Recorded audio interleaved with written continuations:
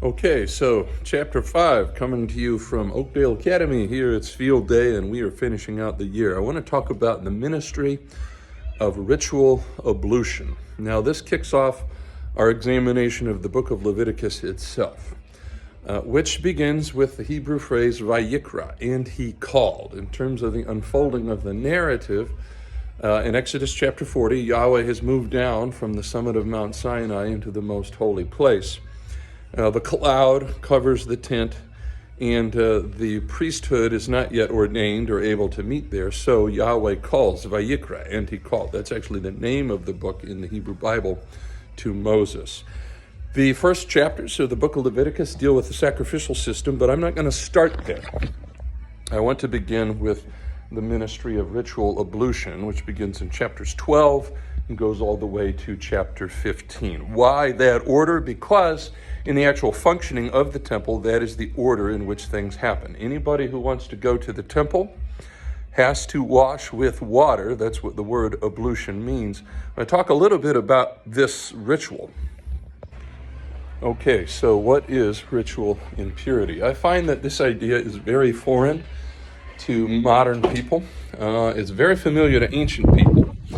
And the idea is that, and it's familiar across cultures.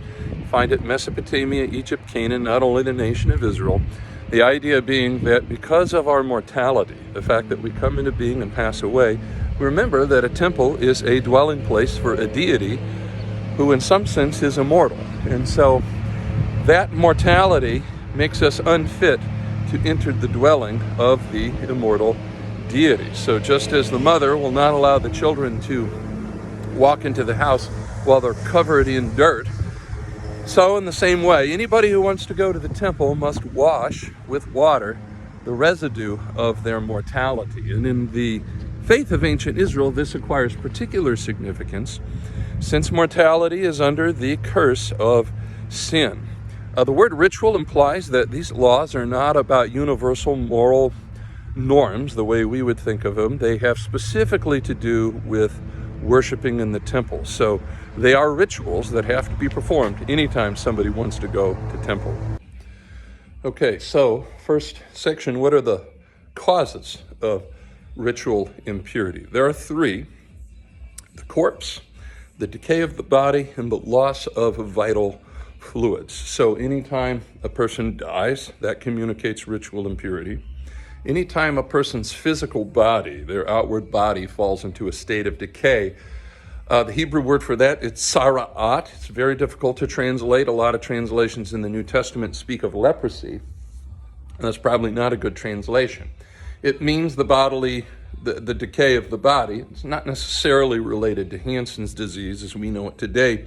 And the third, the loss of vital fluids, specifically menstrual blood or semen, those fluids connected with the reproduction of the race. And so anytime a person, through no moral guilt of their own, but their body, becomes involved in one of these three things, they become ritually impure.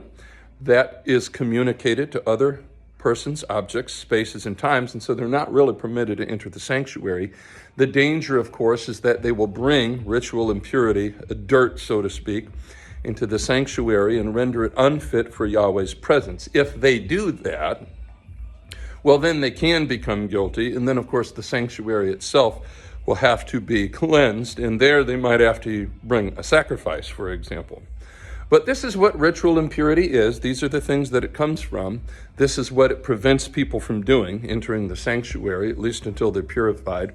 And you can also see it plays a role in the social structure of ancient Israel. People who are in the sanctuary a lot, like the high priest, have to maintain a high level of ritual purity because they're there all the time. The average Israelite, less so, and the Gentile, almost not at all. So what is the remedy for ritual impurity? Well, there are two in most minor cases, and they're quite simple. Ablution, you wash with water, and then there will be a time to wait, minimal of 1 day before you go to the temple. So, for example, if I've been out hunting, then I've come into contact with death. I can't mix hunting on 1 day and go to temple the same day. I need to wash with water, wait a day, and then I can go to temple. Or if I have normal sexual relations, I don't go to temple that day. I wash with water. I go to temple the next day. Or maybe my body, maybe I've got scabs that are healing or something like that. There are 3 major ritual impurities that are severe in the sense that they're chronic. So it's not easy to get rid of them until the source of the impurity stops. During that time, the person is completely excluded from the community, and there is an elaborate ritual in all 3 cases before they are readmitted. Numbers chapter 9 deals with how to purify people from contact with the human corpse. That is a major source of impurity. Leviticus has 2 chapters, one dealing with people who have chronic discharges, genital discharges, and others who have a chronic bodily condition that prevents them from entering the community. And the New Testament's going to describe this as leprosy, but again, the Hebrew term is zara'at. Now, I won't go through the details of all 3 of those rituals. They are quite elaborate. They happen outside the encampment, and they're part of a readmission process to bring the person back into the encampment. The best treatment of them still is the pioneering work of Jacob Milgrom, which you can find in his massive 3-volume commentary on Leviticus. So I draw your attention to that. But in the next section, part B, I want to talk about how these 3 things turn up in the New Testament. Most people who read the Bible, especially the New Testament, do not connect the ministry of Jesus, for example, with these issues of ritual impurity. But as we shall see, they are very, very much involved.